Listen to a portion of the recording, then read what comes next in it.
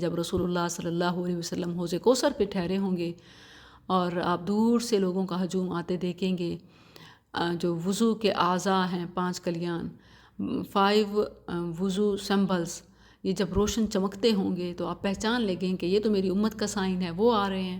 لیکن اچانک قریب ہونے لگیں گے کہ فرشتے نبی صلی اللہ علیہ وسلم کے بیچ اور ان کے بیچ ایک دیوار حائل کر دیں گے۔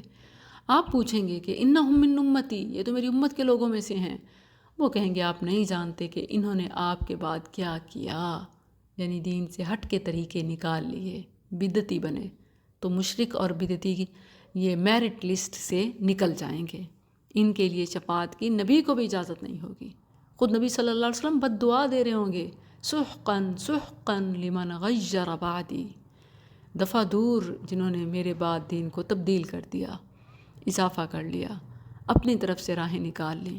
اور قرآن میں بھی ہے سورۃ الفرقان میں کہ یا رب ان قوم اتخذوا هذا القرآن مہجورا، اللہ میری قوم نے تو قرآن کو ہی چھوڑ دیا تھا، اب کیا سفارش۔